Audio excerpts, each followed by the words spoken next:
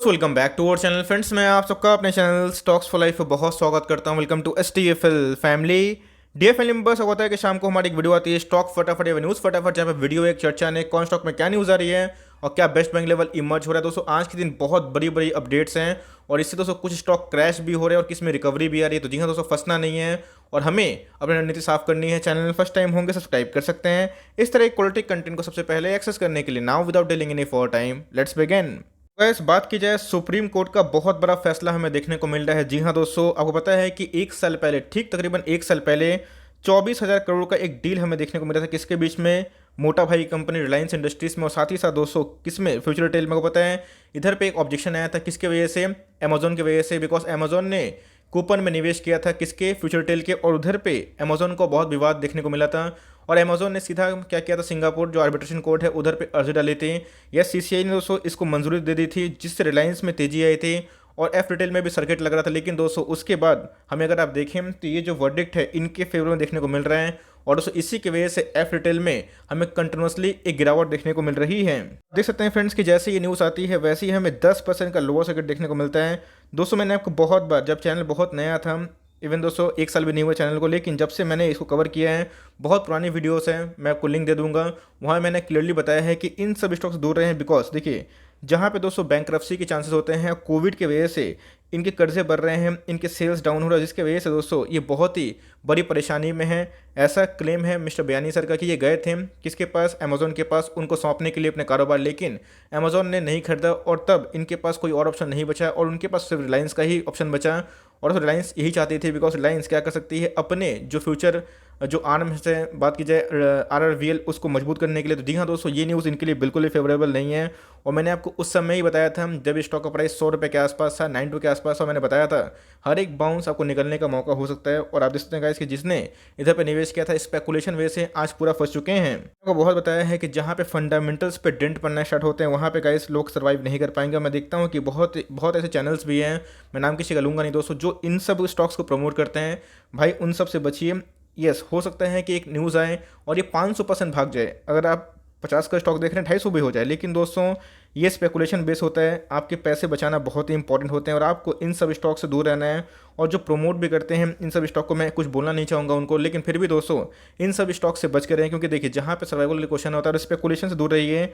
और ये न्यूज़ का जो इम्पैक्ट है इसमें बहुत डरावना देखने को मिल रहा है और इसका जो इम्पैक्ट है रिलायंस को भी देखने को मिल रहा है। इसके बाद डिस्कस करें, आप देख सकते हैं कि आज के दिन हमें 2% के आसपास गिरावट देखने को मिल रही है और मार्केट आवर्स में ही इस न्यूज़ का पुष्टि हो चुका था। तो जी हाँ दोस्तों, ये न्यूज़ तो नेगेटिव है, लेकिन इससे रिलायंस खत्म हो जाएगी? बिल्कुल भी नहीं दोस्तों। ये बहुत ही लाइक छोटा क्वेश्चन है, मतलब फुलिश क्वेश्चन है। बिकॉज रिलायंस की बात की जाए, रिलायंस एक बहुत बड़ी कंपनी है।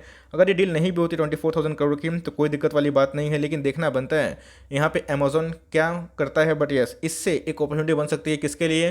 जो लॉन्ग टर्म निवेशक है उनके लिए। रिलायंस की बात की जाए तो रिलायंस बिजनेस का समूह है और रिलायंस जितना प्रॉफिट जनरेट नहीं करता उतना तो लोगों की, मतलब बहुत कंपनी की मार्केट कैप भी नहीं होती है।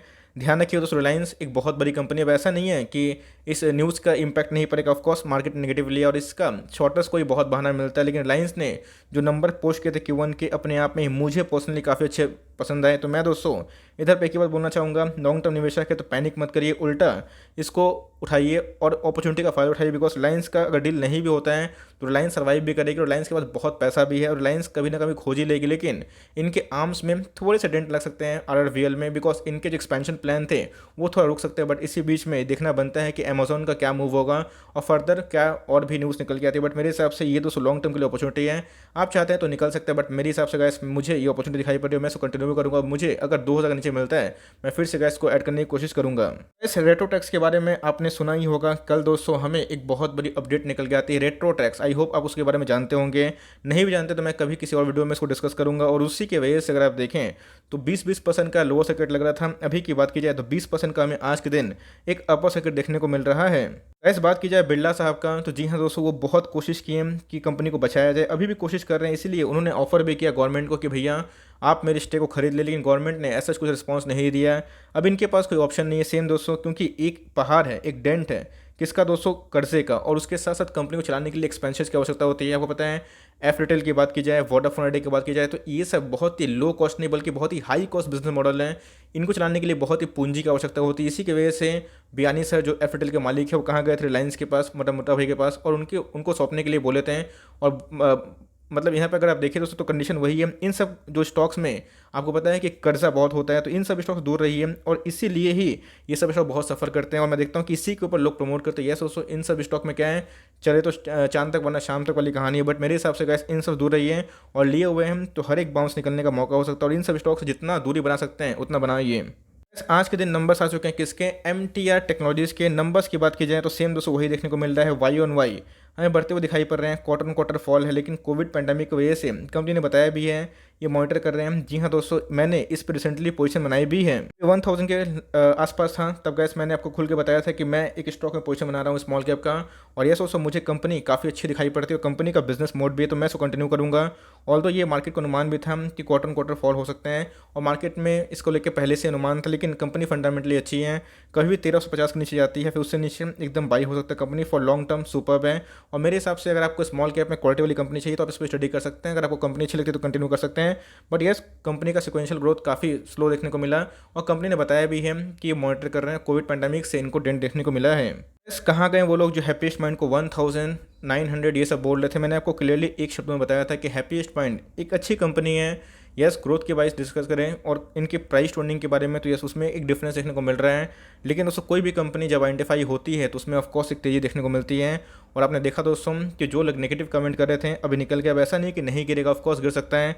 अभी दोस्तों ये एस में देखने को मिलता है, लेकिन आज के दिन की बात की जाए ये 3% के आसपास तेजी दिखा रही थी। मैंने आपको बार बार समझाया है, बहुत बताया भी है कि अपनी कन्विक्शन पर भरोसा रखिए, लोग से दूर रहिए।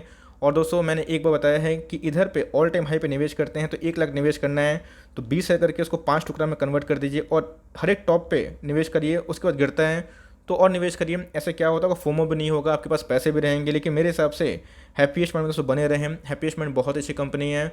ऑल्दो आपने देखा कि जब से हमने पोजीशन बनाई है स्टॉक का प्राइस 3 गुना हो चुका है। अब करेक्शन भी होगा तो हमारे पास वो पेशेंस है, हमारे पास वो कन्विक्शन है और हमेशा स्टॉक नहीं भागते। लेकिन कंपनी की बात की जाए तो इनके मैनेजमेंट से कमेंट्री बहुत ही साफ आ रही है और जो इनका ऑर्गेनिक ग्रोथ का प्लान था और जिस हिसाब से उन्होंने कमिट किया था वो मुझे देखने को मिला और इसीलिए मार्केट ने रेस्पेक्ट किया है। तो जी हाँ, धीरे धीरे उठाइए, इक्का दुक्का स्टॉक लेके, because already all time high पे ही है। और कभी मार्केट में गिरावट अगर होती है, आईटी प्रॉफिट बुकिंग होती है तो इसमें भी होगी। लेकिन लॉन्ग टर्म में गैस कंपनी बहुत ही प्रॉमिसिंग देखने को मिल रही है। अब दोस्तों इधर पे बड़े बड़े लोगों के नज़र में आ गए। ऑल्दो FIS और DIS ने प्रॉफिट बुक कर लिया है, आपको मैंने बताया था, लेकिन रिटेलर के पार्टिसिपेंट बढ़ी है। लेकिन ध्यान रखिएगा, FIS और DIS को देखिए काम नहीं करना है, अपनी कन्विक्शन पे अड़े रहना है। कंपनी का ग्रोथ बहुत ही अच्छा है और लॉन्ग टर्म तक कंटिन्यू करते हैं तो आपको बहुत ही पैसा बना के दे सकती है। मज़ा आ गया। भारतीय इंडस्ट्रीज़ की बात की जाए तो ऑलमोस्ट 2 गुना, YoY की बात की जाए, क्वार्टर की बात की जाए 20% के आसपास प्रॉफिट। मतलब दोस्तों मुझे इनके नंबर्स अपने आप में हैरानी वाले देखने को मिले हैं और मुझे भी नहीं आइडिया था गाइस कि इतना अच्छा नंबर पेश करेंगे। आज के दिन की बात की जाए तो 3.5% की अपसाइड दिखाई पड़ रही है। जिस हिसाब से इनके नंबर्स आए हैं ऑफकोर्स डिजर्व करती है कि कम से कम 4 फिगर में हो। और जिन्होंने इसके अंदर निवेश किया था 2018-19 से, भाई उनको 2 बार बोनस मिला तो आपको समझ में आ गया होगा। बोनस पे बोनस और उसके बाद स्टॉक का प्राइस हाइक, तो आपको समझ में आ रहा होगा कि स्प्लिट और बोनस का बेनिफिट क्या होता है। ऑल्दो अगर आप देखें तो ऑल टाइम हाई पे हैं, तो इधर पे समझदारी यही है, निवेश करते हैं तो SIP के वे से करें। ऑल्दो मुझे लगा था कि एक डिप आएगा लेकिन वो डिप नहीं आया, तो उधर पे मैं थोड़ा गलत गया। बट कोई दिक्कत वाली बात नहीं है, हर एक स्टॉक में इंसान सही नहीं जाता। बट ठीक फिर भी अगर आप इसको होल्ड एंड कंटिन्यू करते हैं तब इसको कंटिन्यू करें। बट मेरे हिसाब से कंपनी फंडामेंटली अच्छी है, तो अभी के टाइम अगर आप निवेश करते हैं तो मेक श्योर लंबा अरसे का सोचें। और गिरता है तो उधर पर निवेश करने का अपॉर्चुनिटी बन सकता है। बट कंपनी की अंदर काफ़ी पोटेंशियल और इनके जो स्पेशलिटी केमिकल सेगमेंट है उनके नंबर्स ने मुझे चौंकाया और एकदम दोस्तों माइंड ब्लोइंग इसने नंबर पेश किए हैं। तो मैं एक ही बात बोलूँगा, कंटिन्यू करें और निवेश करते हैं तो SIP की वजह से करें। और कभी भी स्टॉक में डिप आते रहता है 3-4% का, वहाँ पर अपने एकोमोडेशन को बढ़ाएं। कंपनी फॉर लॉन्ग टर्म बहुत ही शानदार है। और ऑफकोर्स दोस्तों मैं फिर से बोलना चाहूँगा, मुझे लगा था डिप आएगा, नहीं आया, बट कोई दिक्कत वाली बात नहीं है। हमेशा लोग 100% करेक्ट नहीं होते हैं।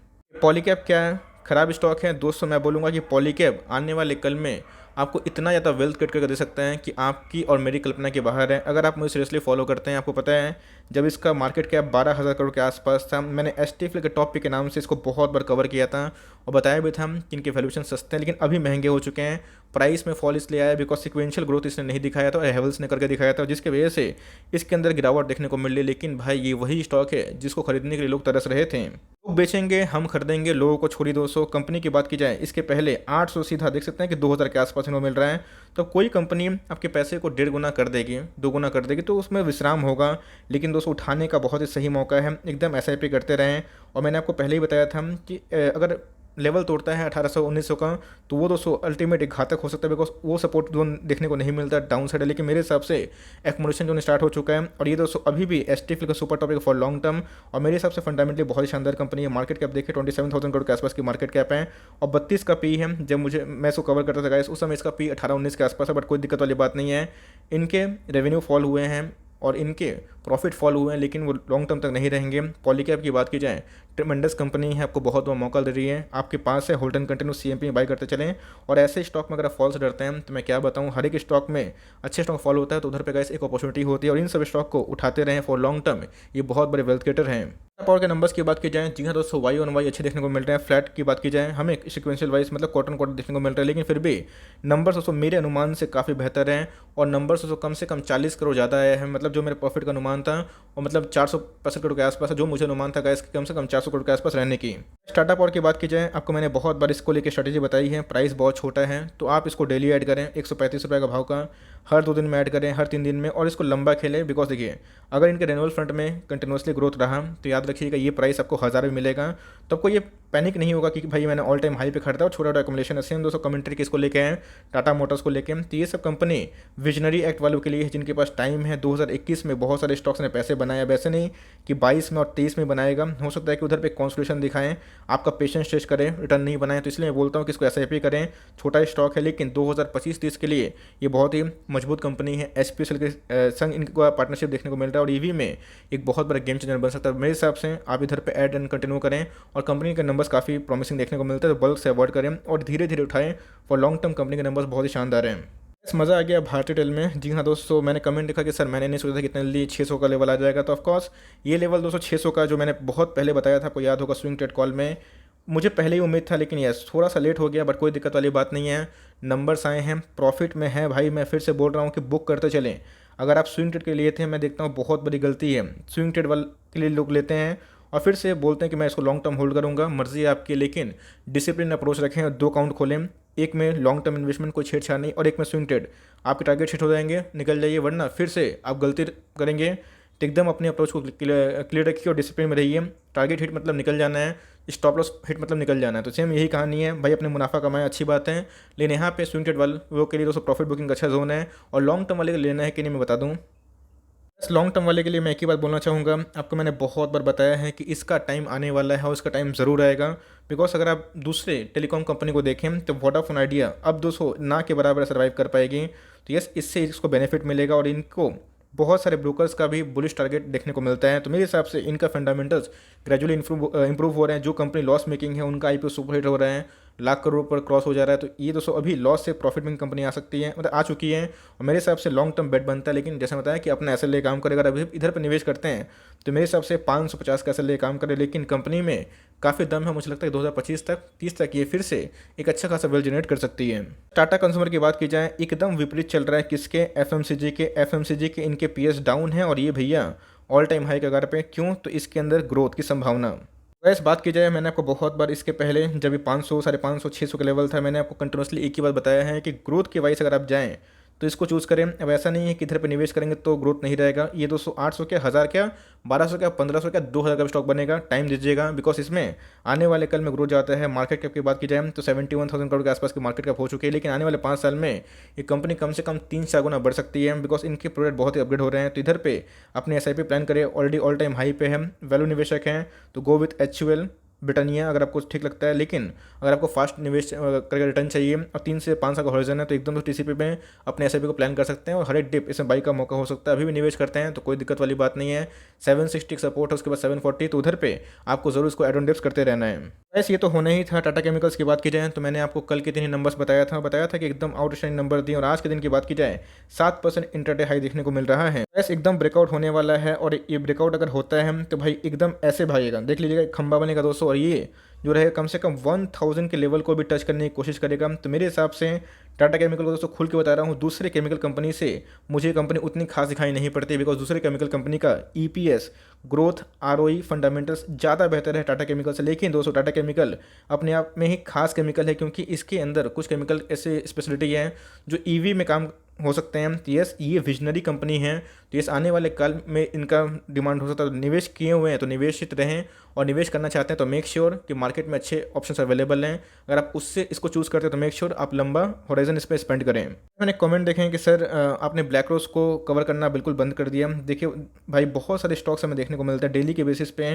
मैं कम से कम 40-50 स्टॉक को डेली कवर करता हूँ, हमेशा पॉसिबल नहीं होता है, बट ठीक है। ब्लैक रोज की बात की जाए तो मैंने आपको एक कमेंट्री बहुत साफ बताई है कि ब्लैक रोज एक छोटी कंपनी है और इसको बड़ा होने के लिए आपको थोड़ा टाइम देना पड़ सकता है। 1000 करोड़ के आसपास की मार्केट कैप में दोस्तों ये बहुत ही अच्छी कंपनी है। आपने देखा ट्राइडेंट ने क्या बूम मचाया और एकदम दोस्तों अच्छा खासा पैसा बना के दिया। तो इन सब स्टॉक में आपको टाइम देना चाहिए। ये दोस्तों बात कीजिए, सर बताऊं कि केमिकल के बहुत सारे मतलब स्टॉक्स हमें देखने को मिलते हैं जो बहुत बड़े वेल्थ क्रिएटर आने वाले कल में बन सकते हैं। तो यह दोस्तों आपके पास अगर लिमिटेड रिसोर्सेज हैं 200 के लगभग में अच्छा केमिकल को बाई करना है तो इधर पे बाई कर सकते हैं, और लिए भी हुए हैं तो होल्ड एंड कंटिन्यू। ये सब स्टॉक जब ब्रेकआउट देते हैं तो बहुत ट्रेमेंडस होते हैं और एक साल में ही पैसे 3-4 गुना करते हैं। तो इसमें कब ब्रेकआउट आएगा कोई नहीं जानता, बिकॉज नंबर्स खराब नहीं थे, लेकिन देख लेते हैं कि नंबर्स कैसे हमें देखने को मिलेंगे। बट मेरे हिसाब से ब्लैक रोज एक अच्छी कंपनी है। अगर आपको 1000 करोड़ के आसपास की मार्केट कैप वाली कंपनी चाहिए, और इसको मैं हमेशा कवर नहीं कर सकता, बट फिर भी दोस्तों एक ही बात बोलूँगा, कंपनी अच्छी है, आप चाहे तो होल्ड एंड कंटिन्यू कर सकते हैं। Timing that's the end of the stock फटाफट सीरीज। आई होप मेरे एफर्ट आपको अच्छा लगा। वीडियो से लिए तो लाइक कर देगा, चैनल फर्स्ट टाइम होंगे तो याद से सब्सक्राइब करना भूलिएगा। फर्दर कोई डाउट ड्रॉप कर सकते हैं, कुछ रिव्यू चाहिए उसका नाम ड्रॉप करना भूलिएगा। I would love to make a video on your demand guys. मिलते हैं जल्दी ही, तब तक के लिए bye. Thanks for watching friends, God bless you all.